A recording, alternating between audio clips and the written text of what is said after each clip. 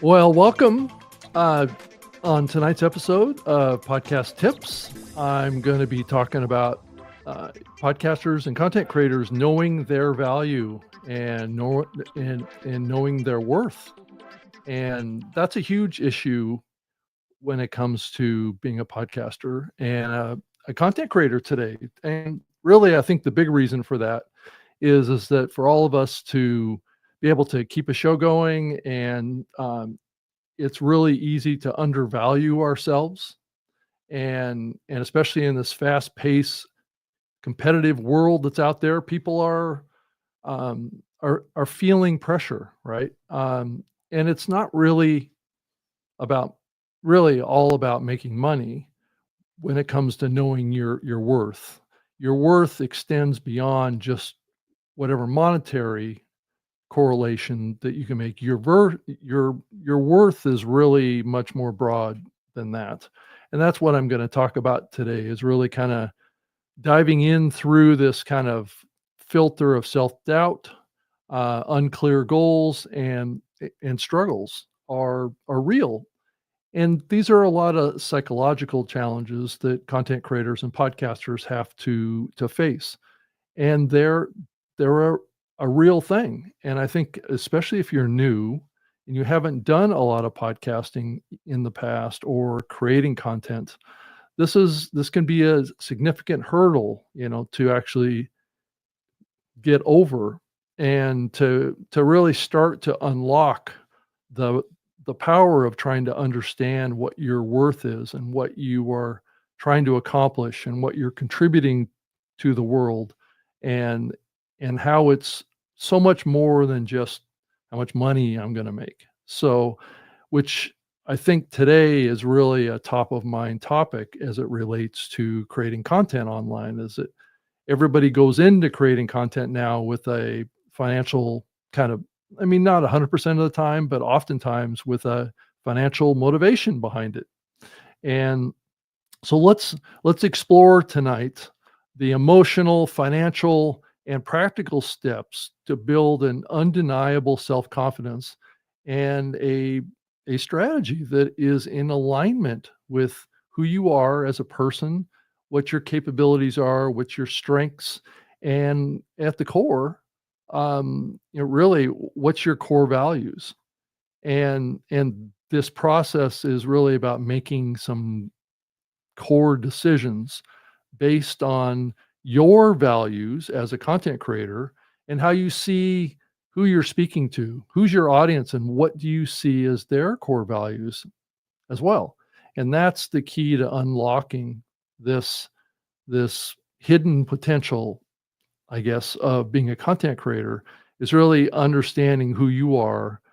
And I think that we're seeing a gravitation towards, a lot of these things being kind of, I don't know, I hate to use the word contrived, but maybe invented based on what someone wants to put out there versus who they genuinely are. And I think this is a tension that we live in a world that is very motivated by influence, power, and money. This drives people, and this happened on the mainstream media side. And why we're seeing this struggle kind of come to a head to some degree is because a lot of the people and the values and stuff of mainstream media or legacy media, however you want to call it, a lot of those values are now moving to the online space. And so we're seeing a lot of core motivation that aren't always aligned with our values and this sense of worth, especially when we're not working or on a large sense working with people that are what would be considered to be kind of professional content creators to some degree that have built their whole careers about being a host and a radio host or a TV show anchor who have basically built um, their their whole core identity around having that role. And so there's a lot of people that are getting involved in creating online media now, and I do include myself in this, even though I've been doing it for I've been on the radio and as a podcast for 25 years. But it's always been a struggle for me to because I didn't come from that. That's not the career that I set out to do and get trained for or go to college for, and all that kind of stuff was to be a content creator. That opportunity came about based on just what was happening in the world. For me, if I'm talking about my experience with this, is that the opportunity came up because of the internet, and, I started in the radio, but I was really awkward when I got started. I didn't have a lot of confidence. I didn't have a lot of feeling that I personally had a lot of value to bring to it. I was actually hoping to get more from it, from learning and doing.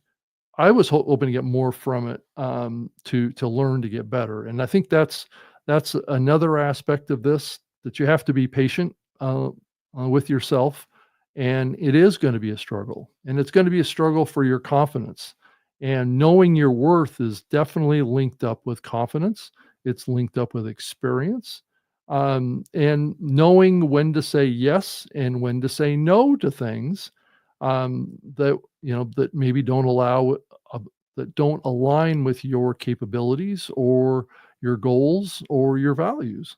And and so all of us have a kind of a unique voice, right? And that's that's a statement around our way of speaking, how we communicate, and also um, the type of voice that we have. What does it sound like? What is our capability of speaking? Is it clear? Are there a lot of filler words? Are there a lot of things that maybe get in the way of you being able to communicate smoothly and effectively? These are all elements. And there's people that I've known, and I had a history of being a little bit of a stutterer myself in the early years of my life. And so me getting in front of a microphone was, that was a big step for me. And I think for a lot of people that's the case. I think, just look at a guy like an Elon Musk. When I first saw him start to speak in the media, he had a very, very, very difficult time being clear without having a lot of vocal challenges in his speech. And he's definitely gotten better because he's been doing a lot more of it. And I know Elon Musk is a very controversial character, and I'm not necessarily getting into the politics of this. I'm just talking about what I've observed in a variety of different people that have gone through this journey of maybe when he started speaking in the media, he didn't have a lot of confidence about it, but he felt like he had to do it. And to some degree, that would be what would align well with me. I wanted to market my online search engine marketing business back in those days, and I went into a radio station, really pushed my limit of my self confidence, what I thought I was really capable of doing, and just kind of, I brought in a bunch of people with me that could kind of help with that, kind of fill in for me, so it wasn't so much all on my plate. Like this show is really a culmination of many years of being involved in podcasting and really not having that, I guess, knowing your worth or knowing your confidence to be able to host a show like this solo. And so I always had to surround myself with others to fill in for what I perceived as my weaknesses. So, and that's where we get into this kind of talk about, you know, how confident are you? Are you standing tall? You know, and be bold in what you're doing to unlock maybe hidden opportunities that maybe your shyness and your tendency to want to pull back from putting yourself out there gets in the way of your success, especially now in this whole concept of imposter syndrome is something I've been hearing for years and years in the podcast medium, that people feel this, right? They feel like what they're doing is beyond what really their skills are, their capabilities are. And that's where that whole imposter syndrome is that they oftentimes people feel like that they aren't worthy or they can't be doing what they're doing, and they're going to be discovered one day, and people are going to scorn them and give them a bad time and kick them out, right, and say, sorry, you can't do this, you're not good enough. So that's always been the kind of feeling around this topic. And I know that this is a topic that, gets talked about a little bit, but I think as we've progressed through the podcast and creator medium, we've just kind of blown through these topics to some degree. And the people that have really kind of been successful really don't have really, I guess, a lot of these problems, like, I guess, because we've moved toward this concept of the cream rises to the top is what I keep hearing all the time. So a lot of people that maybe have a lot of natural talent, natural ability to create content, are very fluid in what they do. They have big personalities. They're very quick witted. They're very, there's just kind of, I don't know if you want to say God-given talent that some of these people have as a communicator. And that certainly is an advantage for anyone that actually has that. But so as we think about this, and like I say, I've been through this, myself, and I've had my struggles over the years with my confidence and my feeling of that I should be doing what I'm doing, getting on a live video show myself all alone is something, 10 years ago I probably never would have done or done very rarely. And so it's something that I've had to gradually shift into, start to feel more confident in doing that kind of stuff. And I think a lot of you out there probably would kind of feel the same way. And so it's a struggle. There's no question. Now, granted, there's other folks out there that don't struggle with this at all, but I do think that there's some elements of what I'm going to share tonight, or what I'm in the middle of sharing, that's helpful to everyone, because all of us have some level of self-talk or this negative self-talk that holds us back. I mean, I played competitive basketball in college and have always kind of been kind of like a public person of sorts. But in my younger years, I wasn't a public person from I guess a verbal or visual. Well, I was more of a visual communicator, I guess, because I played college and high school basketball at a very high level. And so I had a lot of success on that, but I didn't have to talk. So it was always kind of like, it was physical expression for me in my early years. And that put me in the spotlight to some degree to have this exposure to what it's like maybe to be on stage or to perform, right? And that's what playing basketball is to some degree. It's a competitive performance. And so in some ways, that's how I look at podcasting over the last 20 years that I've been doing it, is that I kind of look at it, it's like a mental preparation that you have to go through before you actually do a show. And I think, or start a show, there's kind of preparation that you have to go through. You have to prep. And I've covered a lot of these topics in prior episodes of the show, like I talked about outlines last week. And that's a corollary to what I'm talking about too, about building confidence, and to help build your feeling of self-worth, and to build your feeling of the ability to do what your goals are. So if you have goals that you want to accomplish, and one of the pathways to do that is to create online content, then these are all the other things that you have to work on, right? And think about. And it can be overwhelming. There's no question about that.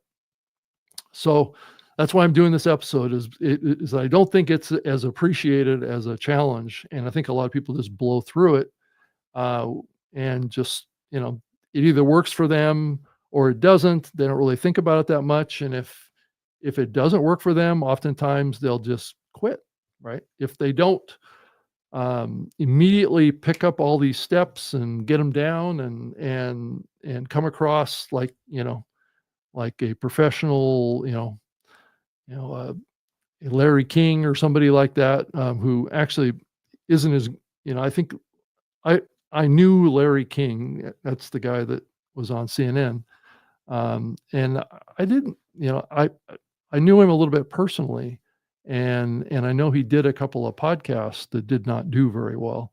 So he had a hard time translating his skills that he had earned for many years on CNN over to the more personal type of authentic format of podcasting. And he and his wife kind of floundered on that a little bit. I know, he's gone now. Rest in peace, Larry. And it's, but it was an interesting contrast for me to see from this big mainstream media successful star that made an attempt at podcasting, and it never worked.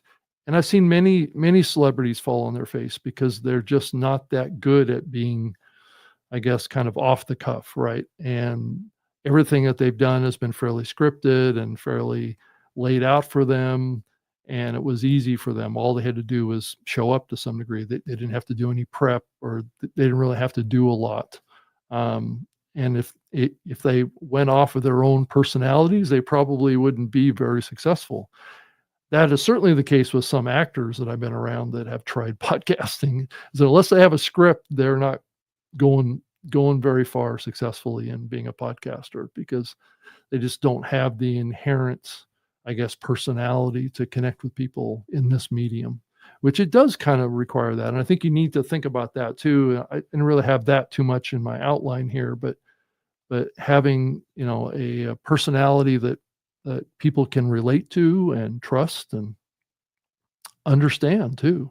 They speak in a language that's easy for people to understand and accept, and it's validated based on people's own kind of perceptions of the world. These are kind of the X factor is what I like to call it when it comes to being a content creator. And it doesn't work for everyone, and that's okay. Though I think a lot of people want to be content creators these days, and some of them probably shouldn't be. So I think I'm going to dive a little bit deeper into this next topic, which is self-worth and building that, right? And being guided by your values. Like with I'm doing in this podcast series, I'm guided by my values. This series that I'm doing, Podcast Tips, may not be the most popular podcast series in the world, but I'm following my values and the topics and issues that are important to me in my journey. And I feel that my obligation to my audience is to share that real world experience, right? And not make a program that's all focused on topics that are clickbait and very superficial. And sure, it's probably going to get a lot more views, and I'm not playing that game as much, but I would rather get into more substantive topics. And that's what I try and do here. um, I see that I have a comment in here from Randy, who I can bring this up here before I dive too much into core values. Um, so let me see. Randy S writes from X. It says, "In my first podcast, I was so nervous about it. I I could tell it in my voice. What got me over it, it was an audio pod. I thought that I am just recording it. My voice isn't even on the net yet." Right, exactly. It's just going into a recording. Why am I nervous? Doing it over 200 shows, it is a one-man band show. So it's kind of like this one.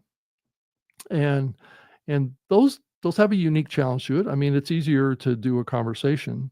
Um, and so anyway, he continues here. I've done some open stage stuff at a comedy club, and I thought, if I can do that in front of a lot of people, I can do this. Yes, I I agree with you, Randy. I think you do have the ability to do it. It's a different psychology, though, and I think that's probably why you're drawing a distinction here. Because I'm the same way. I've done a lot of on stage stuff, and I've done a lot of stuff in group, like co-host as well as host and guest type of scenarios, and all these are very different and very require a little different skills, right? And require a little different confidence too. I mean, if you're confident up on stage doing a comedy act or being involved in presenting at a, let's say, a comedy club, that can be a little bit more off the cuff. It can be a little bit more tap into your personality. But oftentimes when you're doing a podcast, it's usually a little more structured, right? It's a little more, there's maybe an outline, maybe a little bit of a script that you're trying to trying to work with. And that's different than probably what you're doing at the comedy club. So, and it's also being in front of a live audience brings a whole different kind of energy. And that's what I love about doing this show live and the other show that I do that's live as well. And I've done a few other ones too, is that the live has a different energy to it. It also, it's almost like stepping out on the basketball court that I did for 13 years. It's like you're walking on stage, man. It's what you do once you get on the stage is what matters. There's no redos. There's no editing. There's no way out, right? When you're on the stage, you're on display and you're being tested.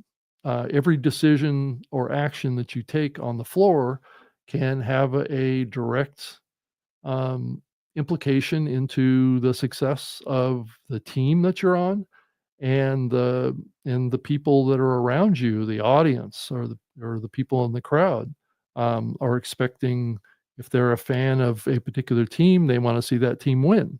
So you have pressure on you as a player, just like I do in this podcast, to deliver value to you. I don't have to jump around and make jump shots, but that's certainly something that I did a lot over the years was, and then play defense. And there's a lot of tactical skills and a lot of kind of mental skills that have a lot of connection to what I'm doing with podcasting.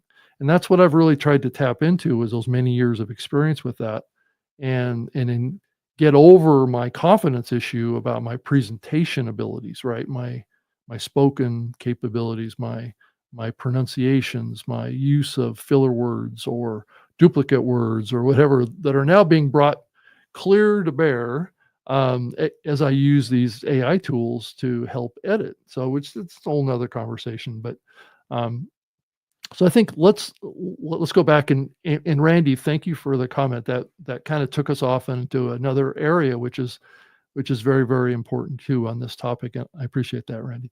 Um, and but centering on your core values of who you are as a person is really really helpful, especially in the early days of being a podcaster, because it's tapping into who you are at the very beginning of what you're doing, which grounds you in some level of reality. Now, I think as you look at bigger shows, ones that are produced by big media companies, they tend to be a little more contrived, right? So they come up with a show concept, they bring in some talent, the talent just kind of makes that show happen. And it's not really, chances are the purpose of the show or the topic of the show doesn't necessarily have to align with the values of the host in that type of environment. But I think when you're just getting started as an independent creator, and even with a brand, so let's say you're working for a company, one of the reasons that you got hired at that company is because you probably align with the values of that brand. And so you can kind of correlate that to some degree, but sticking with the values of that brand and what is important to them and what needs to be communicated, and what kind of relationship that you're building with your audience.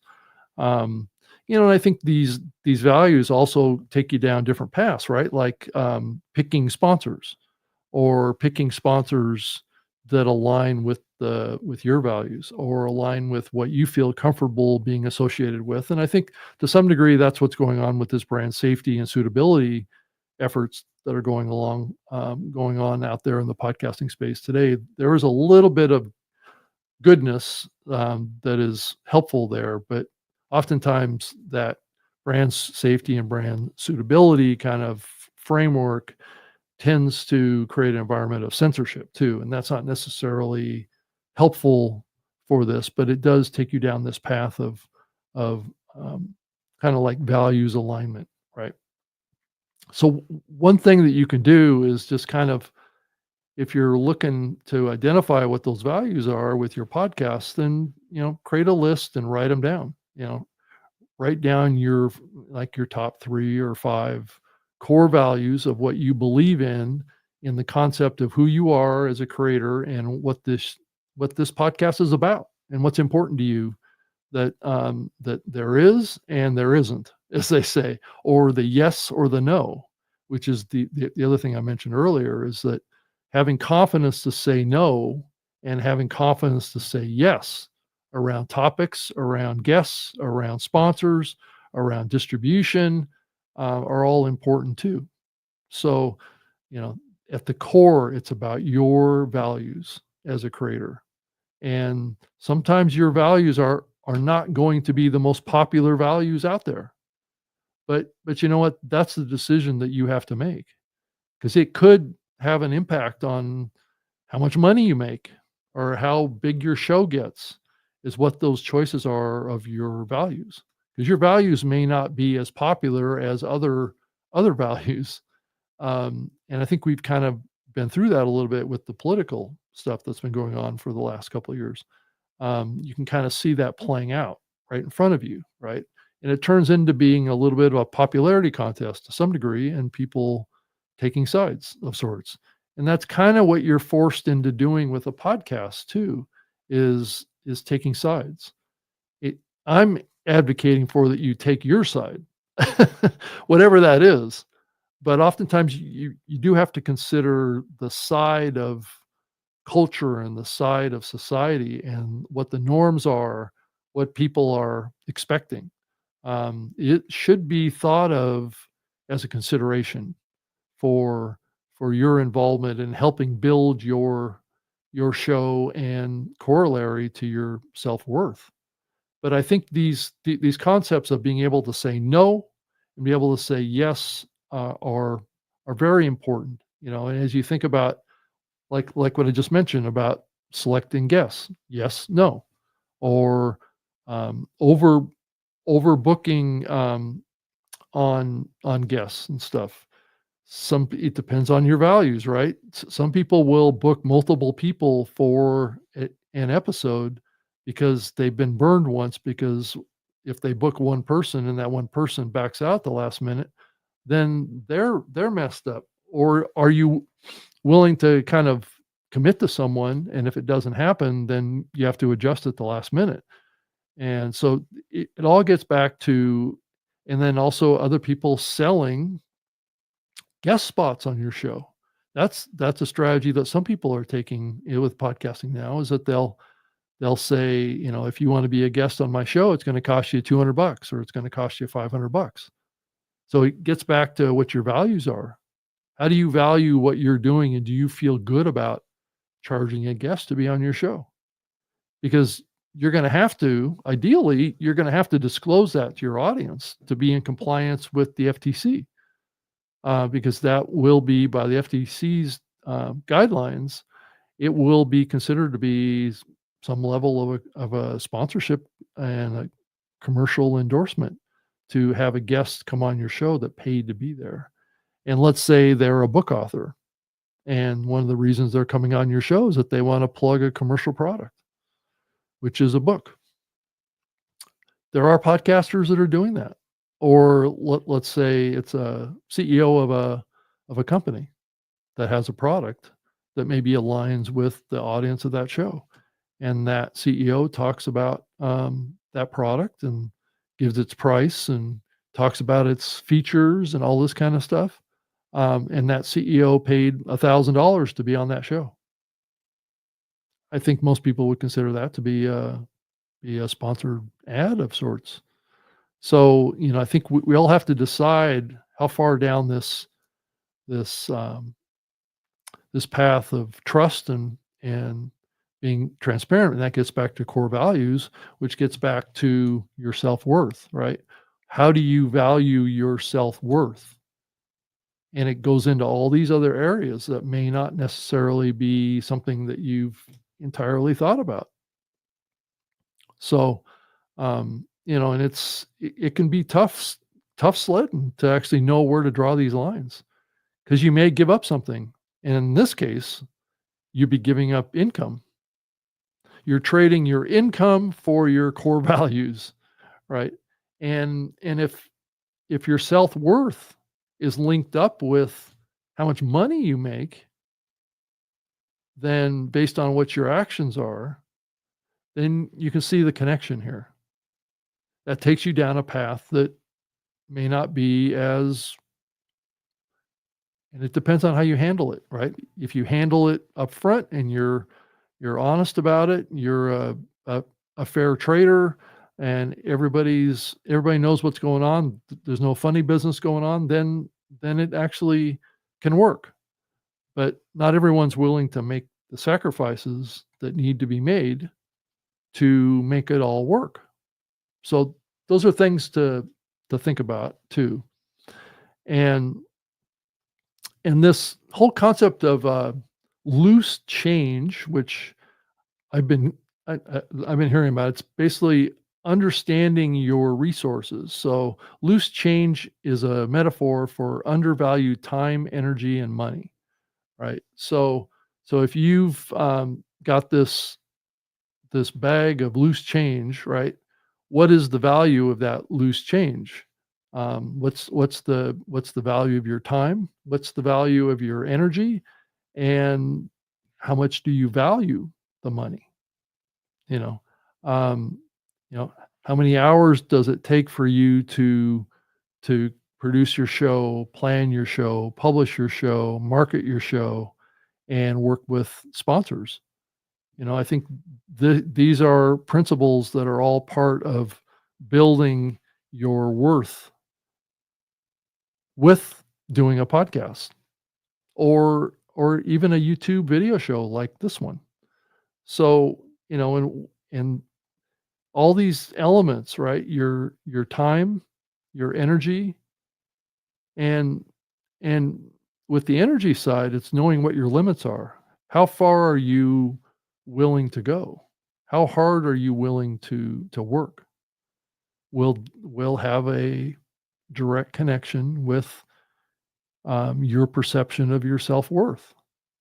It's like all of us when we have a full-time job or something like that. Oftentimes men will link up their success in their jobs, which can translate into money. It can translate into the feeling that you have inside of you, and are you on the path to be burned out?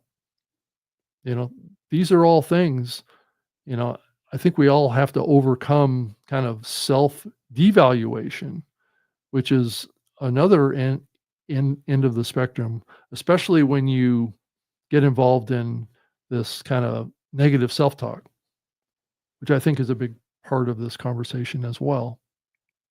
And, you know, overcoming common pitfalls that devalue your self-worth, you know, by going out there and comparing what you're doing to another podcast and saying that, well, I'm not as successful as Joe Rogan, then maybe I'm not contributing it enough to be to continue, right? So, not considering the path that Joe Rogan has had to his success and what he had to go through in the early years and what he currently has to do to achieve the success that he has. So sometimes we can mentally devalue what we're doing based on a comparison to someone that we're not really being fair to ourselves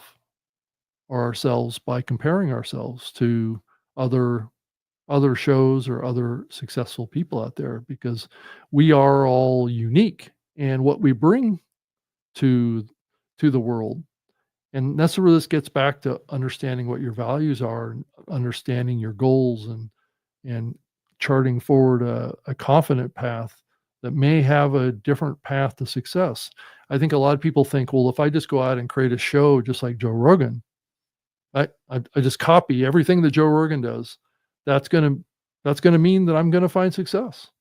I'm going to be a multimillionaire. I'm going to be able to sign a contract with Spotify for a couple $100 million. And, you know, it's just going to be that simple, you know. So, but the reality is that Joe Rogan is a unique individual that had a journey um, that was built on the back, probably in the early days, of probably a little bit of an imposter syndrome about being a podcaster. I'm sure he had a big ego about being, you know, on TV and all this kind of stuff, but I'm sure he didn't have a lot of confidence in being on the radio because he didn't have any background around that, or being an audio program. And then over time, he evolved into being more of a video person with his podcast. But when he started, it was a very humble starting for Joe Rogan. I was involved in the podcasting space when he got started. It's the same thing with Adam Carolla. I followed his career, actually worked on his podcast when I was working for Podcast One. But, you know, so don't compare yourself to other successful people. Only compare yourself to your goals and what you want to do. You can learn from people out there that are doing similar things to you out there in the market, and be observational and learn from them, but realize that you're not going to achieve the same thing they're going to achieve, going down a different path, because that's exactly what's going to happen. Um, you know, and also maybe believing that your niche isn't valuable. Well, you know, that can easily be gauged by the success of the show, the number of downloads, or the the monetization of it. But I'm not sure that's helpful either. And it gets back to what your values are. If your values are making money first, or are your values making content that's helpful to people, and doing things for others. Um, that is the path of most of the early podcasters that you see. I mean, not all of them, but a lot of them that started out that humbly in the beginning, have found success because they've just been at it a long time. So, you know, and that's where the self doubt comes from, and, you know, thinking that what you're doing isn't valued in the market. Um, it's very possible that you just haven't reached a kind of like an inflection point.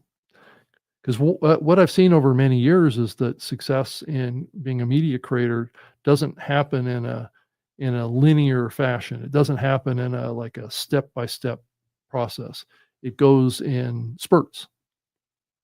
So you go for a long period of time where it's like everything's flat. You're just not making any progress at all, and then all of a sudden it'll start to clip up one episode, and then, you know, 5 episodes further down from that it'll jump again, and then you'll go through 10 episodes where it will be kind of flat and things won't be doing as well, and you'll just find at some point down the road that you'll start to grow faster, and your show will start to catch on. You as a creator will get better, and and I think, you know, one other thing as far as a way to think about this is milestones in what you're doing. If you set reasonable goals for yourself, ones that are not like, I'm going to be as big and as popular as Joe Rogan in 3 months, then you're going to be able to achieve some sense of success and accomplishment over a period of time. So I think that's really, really an important way to actually think about this. And then, um, so if you can celebrate it, every win, right? So let's say you start a podcast and you get like 10 downloads, right, in your first or second or third episode, and then you drop back to 5 episodes the next 2 or 3 episodes, or and then one episode you go up to, let's say you go up to 50 downloads, and then the episode after that you drop down to 25, right? Are you making progress? So, you know, I think that's kind of how you have to look at it. And a lot of, and this is kind of what I advise to content creators, is to think about it as you're basically investing in what you're doing, You can't really expect to have big audience very quickly. So that has to be earned over time. It has to be worked on consistently. You can, choices that you make will have an impact on what level of success that you're going to reach with that. And you may never reach if you set very lofty goals, and it may take years for you to get there. And you have to be willing to accept that that could be what happens. So it's definitely a challenging process. And live podcast media, Sonia, thanks for joining the show. And I see she posted on her other social account. How long is a podcast considered survived and successful? Um, I don't know. I think it's really a gauge of the podcaster and what they've set for themselves as goals. Um, I think a successful podcast is a podcast that you feel like you're infusing your goals, your values, and your mission, and you've delivered on that. Um, I think it's a challenge to expect people to watch or listen, and having high levels of expectation of that is a path towards disappointment. Um, if you really focus on creating the best content that you can and get better at it and learn from your audience, learn yourself from actually doing, over time, what you'll find is that audience will find you. Now, granted, this is a little contrary to what you will normally hear from the larger podcast media platforms that will want to take you down this path uh, of investing in your show, building a team, having a lot of people behind you that can push. And a lot of this gets conflated with that. Is that a lot of the shows that maybe you're comparing yourself to and feeling disappointed about have 5 or 6 people working on it to drive that to success. Or maybe the show that you're doing, you're the only one doing the show, and you're doing everything. You're even taking out the garbage can in your studio, and you're sweeping the floors, and you're doing all of the publishing and the posting. That's a different situation than, let's say, a Joe Rogan who's got he's got at least probably 4 or 5 people that work for him, and then there's other creators that have larger teams. But, you know, if you're doing this alone, you your expectation, doesn't have to be as high also as a person that's got a team behind them that they have to pay. So, you know, shift your focus from external validation, really, to more personal growth, content quality, expectations it is the advice. Don't look for outside validation, like follower counts, things like that as much.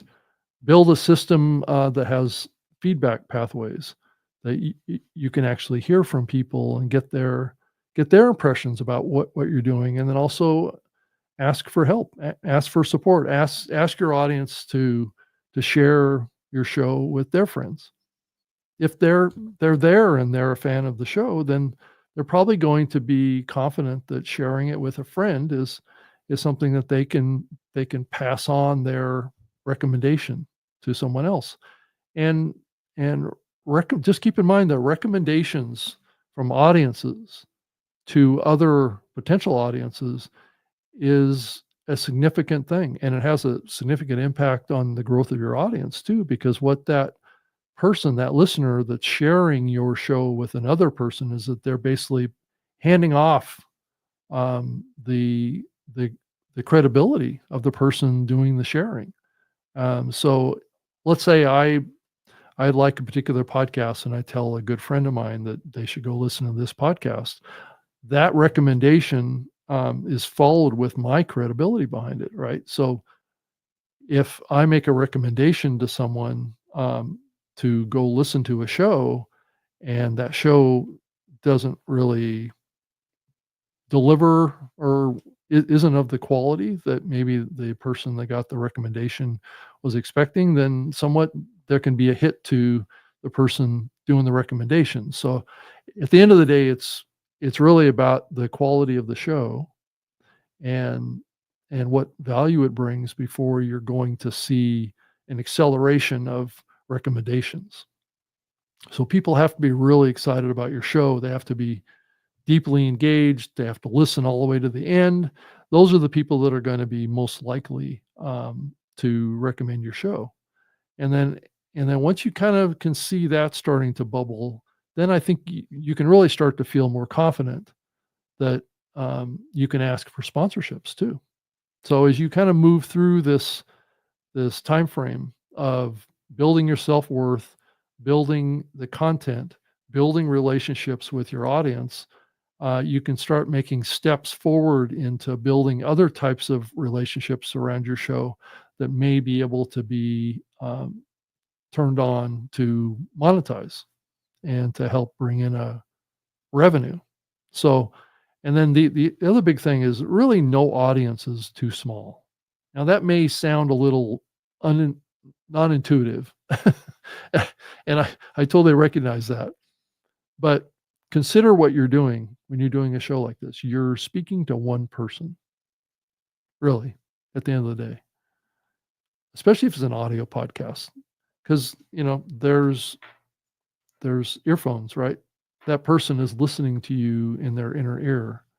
If they're listening to you on, let's say, a, a phone or something like that, sure, watching a live video like this is a different experience, right? It's more like television, right? And I do watch a lot of video podcasts on my big screen television, but the audio experience is very personal, right? So you're speaking to one person, and if you can deliver value to that one person, then you have a higher likelihood of that one person telling a second person, and that second person tells a third person, and you start to create this kind of um, networking effect of sorts that starts to spread.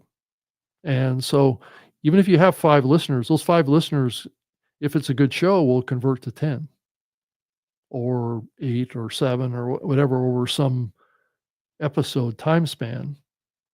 And then once you start that chain reaction, it's kind of like it can turn into like a chain reaction nuclear explosion of sorts. Maybe it's a little slower than a nuclear bomb, but it kind of has that effect, right? Is that once there's confidence in people that they can share it to their friends and not feel embarrassed about that share, they're they're more likely that's more likely to continue to happen. So that should be the goal here of trying to achieve that. Um, so anyway, that's pretty much what I wanted to talk about in the episode tonight. Was just these core things, aligning your core values and be strategic about what you say yes or no to, and then also, don't talk yourself down. Don't do that negative self-talk about your worth, and ask for what you need. You know, that's a topic that I haven't really talked about here around the whole concept of self-worth or the worth of you as a content creator has to be really determined by your values and your core goals, beliefs, and what what you think is important. And that'll have to evolve over time, and that's how it should work. So so I want to thank you for being with me here tonight and watching the live version of podcast tips. And this is going to be on replay off of all of the big social platforms, X and LinkedIn and Facebook, as well as YouTube. So you can find it there. And this is also an audio and video podcast on Apple Podcasts. You can also get this show as an audio podcast in Spotify. and all of the other significant podcast listening apps. So, and if you wanted to send me an email, you can certainly do that to here. It's just rob.greenlee@gmail.com. And I'm also on X at Rob Greenlee. And my YouTube channel is just at Rob Greenlee as well. And I'm on LinkedIn and Instagram and all these other platforms. I do have a website myself, robgreenlee.com, that has all my podcasts that are listed on there. So we'll thank you, and I appreciate you joining me tonight, like I said earlier, and thank you for all the comments that everybody left for me, that were fantastic. I thank you so much, and if you have any other comments or questions, go ahead and post them into the kind of chat area of any of the platforms that you're watching this on, and would love to hear from you. So thank you so much, and I hope you have a wonderful evening. Let's see here. Looks like I've got a new comment in here. Looks like Barbara Tomlin wrote also. She writes, "Thanks for sharing your insights with us, Rob." And I appreciate, Barbara. Thank you so much for popping on here and checking out the show tonight.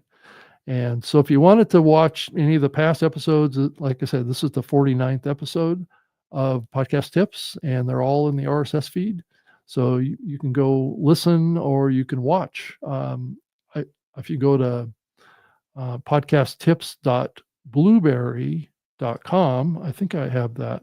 Let's see if I have that here. Yeah, this is it here. It's podcasttips.blueberry, BLUBRRY.net. If you want to get access to all of the video and audio all in one place, across all the episodes. So, like I said, thank you so much. I appreciate you being here, and I'll be back again next week with another episode of Podcast Tips. Thank you so much. Good night.